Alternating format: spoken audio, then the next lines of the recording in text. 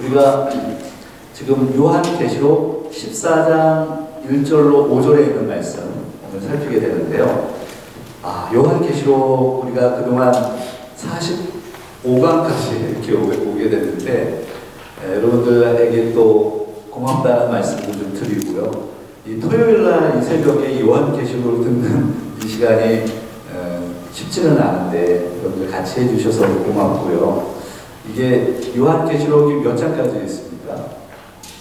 22장까지 있는데 앞으로 좀 갈 일이 좀 더 있습니다만 그래도 시작이 반이라고요. 벌써 14장까지 왔습니다. 그래서 우리가 지금 성도님들이 이런 생각을 하실 수 있어요. 이게 이렇게 디테일하게 이렇게까지 해야 되나 이런 생각을 하실 수 있죠. 제가 이해를 하죠. 그런데 아마 우리 인생 가운데 요한계시록을 이렇게 디테일하게 또 배울 시간이 이제 없을 수도 있습니다. 그래서 항상 제가 생각하는 거는 할 때 제대로 무엇을 해야 된다고 항상 생각을 해요. 그래서 로마서도 우리가 시작을 했는데 76번을 해서 로마서를 끝냈잖아요. 그리고 우리가 교리도 처음 수요일날 시작을 했는데 교리도 서론부터 해가지고 종말론까지 한번 다 끝냈단 말이죠. 요한계시록도 마찬가지입니다. 요한계시록도 중간에 제가 스탑을 한번 할까 하는 생각도 했었어요. 여러분들이 너무 좀 힘들어하는 것 같기도 하고 해서. 그런데 그렇게 쉬면은 다시 할 기회가 없을 것 같아요. 그래서 여러분들이 지금까지 잘 오셨고 벌써 14장까지 왔기 때문에 이제 조금만 가면 돼. 15장, 16장, 17장 넘어가면 이제 거의 끝나는 거예요. 그래서 조금 더 가면 우리 요한계시록도 잘 볼 수가 있으니까 끝낼 수 있으니까 힘을 내시기를 바라고요. 여러분들 옆 사람하고 오늘은 이렇게 한번 인사하고 시작을 했으면 좋겠습니다. 힘을 냅시다. 네, 토요일날 끝까지 참여하시는 거예요. 말다 이런 거 없는 겁니다. 그냥 끝까지 오셔서 잘 참여해 주시기를 바랍니다. 우리가 요한계시록을 이렇게 나눴잖아요. 사실은 7개인 심판, 7개 나팔 심판, 7 대접 심판, 이 세 가지의 심판 시리즈를 이해하면 요한계시록을 마무리하는 것이다. 이런 얘기를 제가 해왔습니다. 그런데 첫 번째 7인 심판, 그리고 7 나팔 심판을 끝내고, 그리고 7 대접 심판이 이제 15장부터 등장하고 16장부터 등장하거든요. 16장 사이에 끼어있는 막간이 있습니다. 이 막간은 별거 아니네 이런 의미가 아니에요. 너무 중요하기 때문에 그 심판 사이에 끼어서 막간처럼 되어 있는 구조이지만 너무 중요한 주제를 다루고 있다. 그래서 우리가 7장에 나와 있는 14만 4천 명이라든지 그리고 오늘 여기에 나와 있는 이 말씀도 성경의 이 요한계시록의 핵심적인 부분 중에 하나입니다. 우리가 특별히 이제 어떤 학자들은 이런 이야기를 하죠. 요한계시록 12장, 13장이 용에 대한 얘기잖아요. 사탄과 하나님과의 싸움입니다. 사탄의 싸움이었는데 계속 집니다. 하늘에서 지고 그리고 쫓겨납니다. 교회와 지금 전쟁을 하고 있는 건데 여기는 결국 패배하게 된다는 것을 설명하죠. 그래서 12장, 13장이 요한계시록의 가장 중요한 부분이라고 어떤 학자들은 얘기를 합니다. 그 정도로 12장, 13장이 막간이지만 중요하다. 12장, 13장을 끝내고 그리고 오늘 14장이 왔는데 14장은 우리에게 너무 소망과 위로가 되는 말씀이에요. 왜냐하면 구원받은 하나님의 백성들을 지금 보여주기 때문입니다. 오늘 우리는 예수 그리스도를 믿는 저와 여러분은 구원받은 하나님의 백성들이고 결국 지금은 땅에 살지만 하늘에서 14만 4천에 포함되어 있고 이 14만 4천 명이 4천이라고 하는 이 상징적인 개념이죠. 14만 4천에 포함된 하늘의 존재로서 하나님과 함께 영원히 사는 그러한 날에 속하게 될 것입니다. 오늘 14장 1절로 5절에 있는 말씀을 AI로 조금 그려서 좀 보여드릴 사진이 맨 마지막에 있습니다. 그 AI가요, 참 야갔습니다. 야갔는데 제가 하도 쓰니까 이제 이미지를 안 만들어주는 거예요. 그러고서 업그레이드 하래요. 돈을 안 내었으니까 너 이제 그만해라 하도 뭐 하니까 제가 계속 물어보고 뭐 만들어 달라고 지금 뭐 요한계시록만 그러는 게 아닙니다. 여러 가지로 제가 계속 그러니까 그래서 이 이미지를 이게 제미나이 같은 경우는 제 구글 아이디로 들어가서 이렇게 쓰잖아요. 그러면은 기본적으로 이렇게 서비스를 제공하는 게 있어요. 그거에는 이제 나는 얘네들이 지금 너는 좀 그만해야 돼 이렇게 와가지고 업그레이드 조금 그래서 좀 그런 상황이 있고 그래서 이제 업그레이드를 해야 되나 말아야 되나 고민 중에 있습니다. 아무튼 그래서 우리 9페이지 여기 맨 밑에 보면 그 요한계시록 14장 1절로부터 5절에 있는 내용을 이미지로 이렇게 그려낸 건데요. 보시면 어린 양이 있어요. 이 어린 양이 예수 그리스도죠. 예수 그리스도가 어디에 서 있어요? 이게 표현한 겁니다. 시온산이라고. 시온산에 서 있고 거기에 둘러있는 사람들이 누굽니까? 14만 4천이죠. 땅에 속한 사람들이 아니고 하늘에 속한 14만 4천이고 그들은 무엇을 하고 있나요? 하프를 연주를 하고 있죠. 그리고 노래를 하고 있다. 그게 오늘 본문에 요한계시록 14장 1절에 또 1절 5절에 있는 말씀에 나와 있는 부분입니다. 이 그림을 가지고 본문을 좀 들어가 보도록 하죠. 1절을 같이 한번 읽어볼까요? 1절에 2페이지에 보시면 되겠습니다. 1절에 보면 같이 한번 읽겠습니다. 또 내가 보니 보라 어린 양이 시온산에 섰고 그와 함께 14만 4천이 서 있는데 그들의 이마에는 어린 양의 이름과 그 아버지의 이름을 쓴 것이 있더라. 여기 보면 또 내가 보니 라고 시작하죠. Then I looked, I saw, 내가 보았다 뭐 이런 개념으로 내가 보았다 라고 하는 이 구조가 이 페이지 맨 위에 보면은 7가지로 나눈 단락 부분을 얘기를 해놨어요. 그게 무엇이냐면 12장부터 7가지의 단락이 구분되어 있는데 7가지 환상을 계속 사도 요한이 보는 거예요. 근데 그게 어떻게 시작이 되느냐면 내가 보니 라고 하는 단어로 시작합니다. 그래서 오늘 14장 1절도 내가 보니 라고 되어 있죠. I looked. 13장을 한번 볼까요? 13장 제가 참고로 몇 가지만 좀 소개를 해드릴게요. 13장 1절에도 한번 보세요. 성경 바로 옆에 있으니까 한번 보세요. 거기 시작을 어떻게 합니까? 내가 보니 바다에서 한 짐승이 올라오는 걸 본다는 거죠. 13장 11절에도 보면 내가 보매 이렇게 되어 있죠. Then I saw 여기는 I saw 이렇게 되어 있고 그 다음에 어딜 좀 보시느냐 하면 12장 처음에 보시면 12장 1절에 하늘에 큰 이적이 보이니 sign appeared 이렇게 되어 있죠. 큰 이적이 보이니 보다 사도 요한이 지금 환상을 계속 보는 거예요.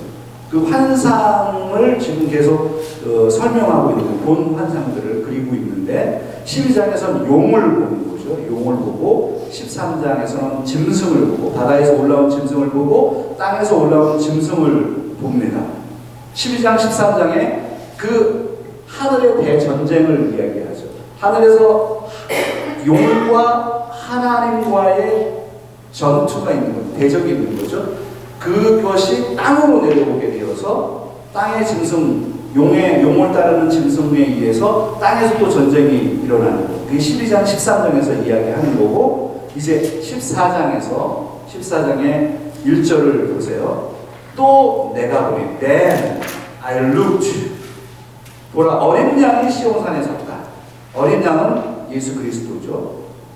그러니까 부활하고 승천하신 하나님의 보좌에 계신 그 어린 양, 그 어린 양이 시온산에 섰고 그와 함께 14만 4천이 서 있는데 그들의 이마에는 어린 양의 이름과 그 아버지의 이름이 쓴 것이 있더라. 이렇게 되어 있습니다. 여기 보면 3페이지에 가보시면 보라 어린 양이 어디에 서 있대요? 시온산에 서 있대요. 시온산.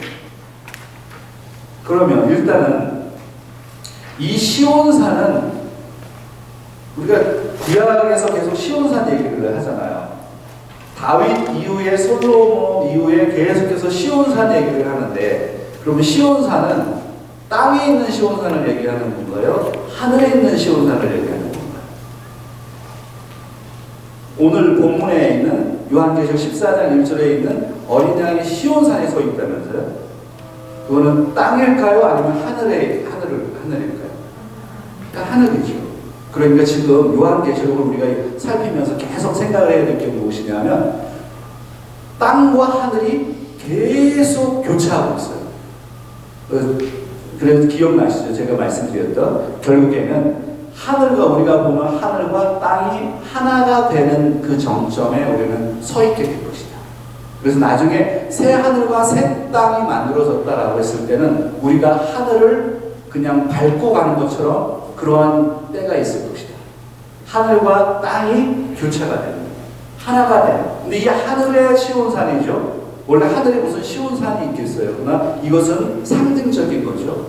그 시온산에 서 있다. 원래 구약의 시온산은 어떤 의미가 있느냐면 회복의 장소이고 하나님의 임재의 장소이고, 구약의 바로 성전을 가리킵니다. 성전, 구약 백성들의 성전을 시온산이라고 하는 거죠. 그래서 그곳에 가면 하나님의 임재를 경험한다. 그래서 이 시온산이라고 하는 말을 계속 써왔단 말이에요. 그래서 하나님의 임재가 있는 하늘의 시온산에 어린 양이 서 있다라고 하는 이 모습이고, 사실은 이것은 조금 더 들어가면 군사적인 개념입니다. 왜냐하면 지금 12장 맨 마지막에 보면 용이 어디에 서 있어요? 바다 모래 위에 서 있다, 이런 표현이 있죠. 12장 한번 보시겠어요? 17절에 바로 옆에 있으니까 한번 읽어보겠습니다. 12장 17절 같이 한번 읽어볼까요? 용이 여자에게 분노하여 돌아가서 그 여자의 남은 자손 곧 하나님의 계명을 지키며 예수의 증거를 가진 자들과 더불어 싸우려고 어디에 서 있대요? 바다 모래 위에 서 있다. 용이 바다 모래 위에 서 있는데 지금 어린 양은 어디에 서 있어요? 시온산에 서 있는 거예요. 그래서 용과 예수님을 대조하죠. 누가 위에 있나요? 예수님이 위에 있죠. 승리를 보여줍니다. 예수님께서 시온산에 서 있다. 자, 뒤에 좀 4페이지를 넘어가시면 시온산의 위치가 어디냐 이런 이야기 제가 조금 그냥 간단하게 풀어드렸습니다. 그 다음에 시온산에 어린 양이 서 있고 그 옆에 누가 있어요? 14만 4천이 있다. 14만 4천. 14만 4천은 계속해서 중요한 개념으로 등장하죠. 14만 4천은 숫자의 문자적인 개념입니까? 아니 14만 4천은 그러면 교회 몇 교만 합치면 14만 4천이 꽉 찬다니까요. 그리고 이건 문자로 받아들일 수 없다니까요. 신천지에서 계속 얘기하는 게 그거 아니에요. 14만 원래 이제 개념이 그 신천지가 이만희 씨가 그렇게 얘기하는 거 아니에요. 14만 4천. 그때는 처음 시작했으니까 14만 4천 명이 굉장히 멀 거라고 생각한 거예요. 그래서 14만 4천이 차면 끝난다. 이렇게 얘기를 하는 거예요. 14만 4천. 그런데 신천지가 얼마나, 이단이 얼마나 활발하게 활동을 했는지 14만 4천이 차버렸네. 그러니까 이게, 그 다음에는 어떻게 얘기하느냐면 자기의 이 얘기가 틀려졌잖아요. 그러니까 14만 4천 명은 충성스러운 사람일 거라고 생각하고 또 다시 얘기를 하는 거예요. 그래서 이 14만 4천에 들려고 그렇게 말걸음을 치는 거 아니에요. 한국에 몇 개 교회만 합치면 14만 4천 명이 차는데 문자적인 개념이 아닙니다. 14만 4천은 상징적인 개념이고 바로 구원받은 하나님의 백성들을 가리키는 거죠. 이 14만 4천이 7장을 한번 보실까요? 7장에 보시면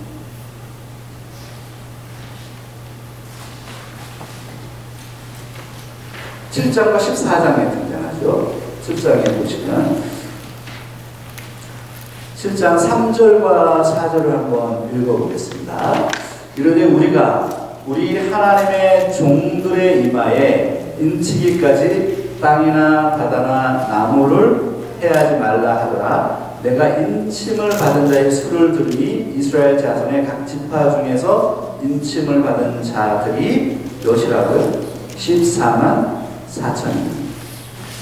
이것은 지상에서 전투하는 교회, 교회의 하나님에게 구원받은 바로 교회의 모습을 보여주고, 14장으로 넘어가면 바로 하늘에 있는 14만 4천을 가리킵니다. 승리를 쟁취한 교회 공동체를 설명하는 것이죠. 5페이지로 좀 넘어가면 2절과 3절에 있는 말씀을 바로 넘어가 보겠습니다. 2절, 3절 같이 한번 읽을까요? 내가 하늘에서 나는 소리를 들으니 많은 물소리와도 같고 큰 우레소리와도 같은데 내가 들은 소리는 검은 고 타는 자들이 그 검은 고를 타는 것 같더라. 그들이 보호자 앞과 내 생물과 장로들 앞에서 새 노래를 부르니 땅에서 속량함을 받은 14만 4천 밖에는 능히 이 노래를 배울 자가 없더라. 사도 요한이 지금 시온산에 서 있는 어린 양의 모습을 보고 그 주변에 있는 14만 4천의 모습을 보는데, 이 14만 4천의 특징이 뭐냐면 노래를 지금 하고 있는 거예요. 근데 그 소리가, 연주를 하고 노래를 하는데 그 소리가 너무나도 커서 많은 물소리와 같다, 이런 표현을 합니다. 많은 물소리. 많은 물소리 하면 예전에 한국에 아시는 분들 아시죠? 그 찬양팀이 있어서 많은 물소리, 찬양곡집이 많은 물소리예요. 그때 제가 이거 되게 좋다 이런 생각했거든요. 많은 물소리야, 찬양집이. 그래서 많은 물소리. 이 많은 물소리가 저 요한계시록에 있는 거죠. 이 14만 4천이 부르는 노래, 많은 물소리 같다. 하늘에서 예수 그리스도 주변에서 노래를 합니다. 그리고 하프를, 여기서 검은고라고 되어 있는데 이 검은고는 검은고라고 번역을 했는데 하프가 맞아요? 검은고가 맞아요? 이거 번역이 여러분 어떻게 생각하세요? 하프로 번역하는 게 맞을까요? 아니면 검은고로 번역하는 게 맞을까요? 이게 번역하는 사람들이 이제 고민을 한 거죠. 고민을 해서 한국에서는 하프 연주하는 게 드물잖아요. 하프 이렇게 보시긴 하셨죠, 여러분들. 하프에 그래서 이렇게 연주를 하는데, 한국에서는 그렇게 안 하니까 이것을 검은고라고 표현했는데, 이런 거는 하프라고 그냥 써줘야 돼 맞는 거죠. 왜냐하면 하프는 이게 지금 본문의 자체 원문에 그 하프로 되어 있으니까 하프로 써도 다 이해를 하는 거거든요. 근데 그걸 검은고로 이렇게 표현할 필요는 없는데, 근데 여러분들이 이제 검은고, 이 하프입니다. 하프를 타는 사람들. 내가 들은 소리는 검은고 타는 자들이 그 검은고를 타는 것 같더라. 하프를 킵니다. 14만 4천이 노래를 한다는 거예요. 그런데 새 노래로 노래를 한다. 여기서 새 노래가 뉴송이잖아요. 우리 교회에도 뉴송 교회가 있어요. 뉴송. 나는 그 이름 들으면 이름 참 좋다 이런 생각하거든요. 뉴송 교회. 뭐 힐송도 있고 뉴송도 있는데 이 유송이 요한계시록에 나와 있는 바로 이 부분을 새 노래를 한다. 그래서 오늘 이 말씀에 보면은 좀 더 읽어봐 보면요, 3절에 땅에서 속량함을 받은 14만 4천 밖에는 능히 이 노래를 배울 자가 없더라, 이런 얘기를 하고 있습니다. 저는 이런 생각을 하거든요. 교회에서 찬양 성가대를 하잖아요. 성가대 또 아무나 아무나 들어가지는 않고 또 아무나 또 들어가서 할 수도 없는 거기도 해요. 그래서 우리 여기 성가대 하시는 분들이 있는데 제가 격려를 한번 해드리고, 우리 노래를 한다는 게 대단한 겁니다. 노래. 그래서 우리 교회에 지금 오시는 분 가운데 여전히 찬양 시간에 찬양 안 하는 분이 계시대요. 이해가 되는 게 이게 받아들이지를 못하는 거야, 아직. 예수님을 받아들이지를 못하니까 그게 이게 찬양이 우리에게 막 은혜가 되는데 이분한테 은혜가 되지가 않는 거예요. 그게 무슨 말인지도 모르는 거예요. 그러니까 입을 벌려서 찬양할 수가 없는 거예요. 우리는 찬양할 줄 알죠. 근데 모든 사람이 그렇지 않다. 근데 하늘에서요, 어린 양 옆 주변에 14만 4천은 노래하는 사람, 새 노래를 하는데 이 땅에 있는 사람은 절대로 할 수 없는 노래다. 기가 막히지 않아요. 그래서 13절에 있는 말씀의 끝에 한번 다시 보세요. 땅에서 속량함을 받은 14만 4천 밖에는 능히 이 노래를 배울 자가 없다. 이렇게 표현하죠. 오늘 우리는 노래하는 사람들, 그래서 찬양하는 거 즐거워하시고 찬양할 때 열심히 찬양하시고요. 그렇게 하세요. 이게 나중에 하늘에 가면, 하늘나라에 가면 하나님 앞에 서면 우리는 찬양하는 일을 지속적으로 하게 될 것입니다. 그때는 나는 노래를 잘 못해. 나는 베이스가 뭔지 잘 모르고 테너가 뭔지 몰라. 괜찮아. 그때는 우리가 노래하는 사람들. 그게 너무너무 즐거운 거예요. 자, 그 다음에 7페이지로 좀 넘어가서요. 이제 정리를 좀 해가겠습니다. 4절과 5절에 있는 말씀을 좀 같이 읽어가겠습니다. 같이요. 이 사람들은 여자와 더불어 더럽히지 아니하고 순결한 자다. 어린 양이 어디로 인도하든지 따라가는 자며 사람 가운데서 속량함을 받아 처음 익은 열매로 하나님과 어린 양에게 속한 자들이니 그 입에 거짓말이 없고 흠이 없는 자들이다. 여기 보면 14만 4천은 누가 14만 4천이 되느냐, 그 사람들을 표현합니다. 14만 4천에 포함되는 사람들은 여기서 여자와 더불어 더럽히지 아니한다, 순결하다, 이런 것은 어떤 지금 뭐 육체적인 그런 개념이라기보다는 하나님 앞에서 거룩한 존재를 얘기하는 것이고 어린 양이 어디로 가든지 따라간다. 저는 이 말씀에 보면서 이 말씀이 참 은혜가 됐어요. 그 어린 양이 어디로 가든지 따라가는 자다. 어린 양이 결국 어디로 갔습니까? 어린 양이 어디로 갔습니까? 여러분 대답하기 싫은 거죠. 예수님이 어디로 갔죠? 예수님이 이 땅에서 살다가 어떻게 되셨죠? 십자가에서, 아니 하늘로 간 건 맞는데 그 과정에서 십자가에서 돌아가셨잖아요. 그러니까 어린 양을 따라간다는 것은 우리에게도 고난이 있는 거예요. 교회도 고난이 있는 겁니다. 우리는 자꾸만 이렇게 영광만 자꾸 생각하면 안 되죠. 고난이 있는 거예요. 그러니까 14만 4천에 포함되고 싶다면 우리도 고난에 참여해야 된다. 이게 은혜가 되죠. 그리고 3절 거기 보시면 사람 가운데 속량함을 받아 처음 익은 열매로 하나님과 어린 양에게 속한 자들이다. 그 입에 거짓말이 없고 흠이 없는 자다. 이게 바로 요한계시록에서 이야기하는 바로 구원받은 하나님의 백성들의 정체성입니다. 구원받은 하나님의 백성들의 정체성은 14만 4천이고 우리는 땅에 속해 있지 않고 결국에 어디에 속해 있어요? 하늘에 속해 있다. 하나님께 속해 있다. 그래서 하나님께 속해서 승리한 하나님의 사람들이다라는 것을 설명합니다. 그리고 이제 다음 주에 이제 살펴볼 14장 6절부터 20절까지는 이제 그러면 의인은 구원을 받으며 악인은 심판을 받는다. 그래서 추수에 대한 이야기를 하게 됩니다. 그래서 오늘 14장을 잘 이해를 해야 되고 14장이 끝나면 15장, 그다음에 16장에 가면 일곱 대접 심판에 대한 이야기를 하고 마지막 예수님이 이 땅에 재림하시는 사건을 이야기하고 새하늘과 새 땅을 이야기하고 요한계시록은 정리가 되거든요. 제가 지금 45회에 걸쳐서 이렇게 같이 아침에 나누고 있는데요.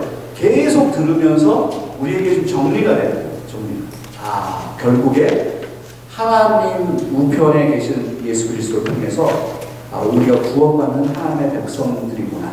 결국 승리하게 되는구나. 그러나 이 승리는 그냥 되는 게 아니다라는 것을 깨닫게 됩니다. 왜냐하면 사탄은 끊임없이 강력한 권세를 가지고 교회를 핍박하고 있구나라는 것을 깨닫게 됩니다. 그래서 우리가 이 땅에 살면서 어떻게 살아야 되는지 우리는 요한계시록을 통해서 다시 다짐하게 되는 것이죠. 오늘 이 아침에도 오늘 14만 4천에 대한 이야기를 나눴습니다만 우리의 정체성을 다시 돌아보고 저와 여러분은 하나님께 찬양하는 하나님의 사람들입니다. 그래서 이 땅에서 세상에 속하지 않습니다. 세상과 결별하시고 하나님께 속해 있는 하나님의 사람들로 승리하는 저와 여러분들 다 되시기를 주의 이름으로 부탁드립니다. 자, 기도하겠습니다.